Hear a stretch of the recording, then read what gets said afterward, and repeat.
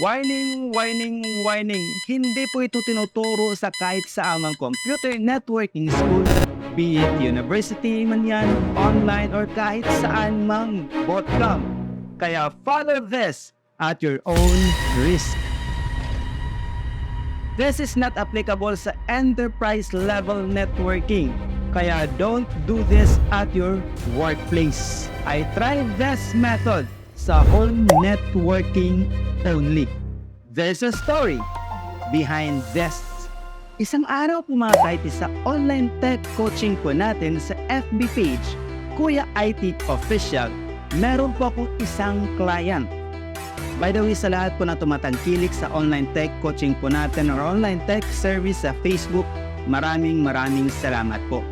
Yung client po natin mga kaitis, meron pong Globe Prepaid Modem Router.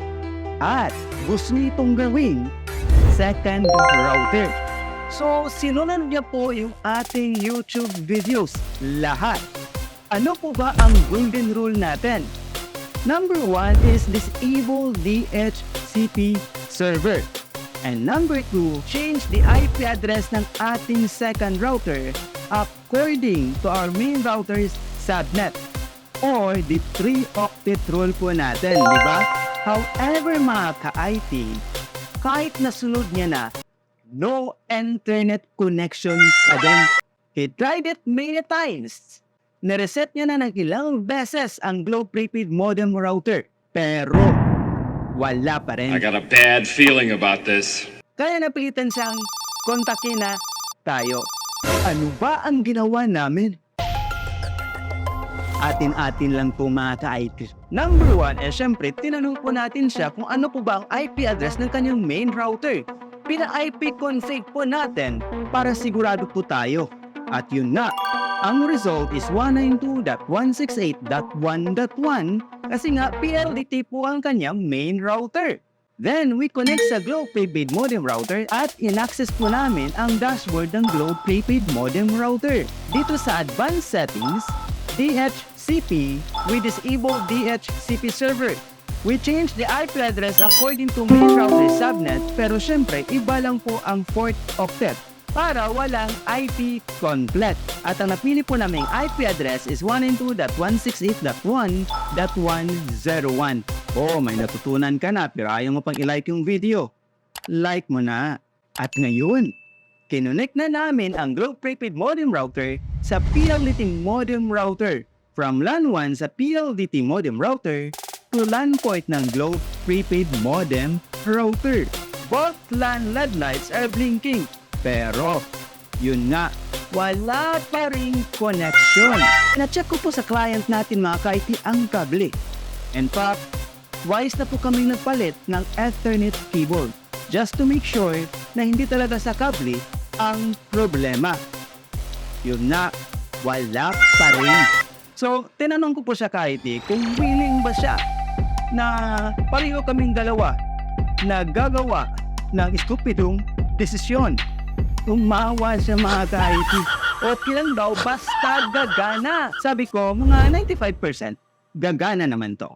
We logged in sa PLDT Fiber Home full admin account or sa admin PLDT account. Dito sa network, sa LAN settings, sa DHCP service, dito sa DHCP IP pool, nag-adjust kami. So sabi ko sa kanya, hindi naman siguro susobra sa 100 devices ang kukonek sa inyong main router. Dito sa DHCP start and end IP, nag-umpisa kami sa 192.168.1.2 hanggang sa 192.168.1.100. Save or apply. What if kung Huawei ang aking modem router? Punta lang po kayo mga ka-IT sa LAN, sa DHCP configuration, sa start and end IP, then apply. What if ZTE modem router? Punta lang po kayo sa local network, sa LAN, sa DHCP server, dito sa start and end IP, and apply. What if sa CData and calling PGN? Wala pa po tayong router na ganyan mga ka-IT, so explore nyo lang po muna. Next, naglagay na kami sa Globe Prepaid Modem Router. Sa Advanced Settings, DHCP. DHCP server, in-enable namin ang DHCP server. Ha? Enable? Akala ko ba disable? Ito po yung unorthodox method natin mga ka-IT. Not standard, made up lang po natin. Dahil hindi nga gumana yung golden rule natin. In-enable po natin yung DHCP server, pero dito sa IP pool or sa start and end IP po tayo nag-adjust. Sa main router po natin, ano po ba ang start and end IP? So 192.168.1.2 hanggang sa 100. Dito naman sa Globe Prepaid Modem Router, gawin natin 192.168.1.102 hanggang sa 192.168.1.254. Same pa rin ang Globe Prepaid Modem Router's IP address. And that is the 192.168.1.101. Apply lang po natin. Ngayon, itry na po natin i-connect from PLDT LAN 1 to Globe Prepaid LAN port. Ano kaya ang magiging resulta?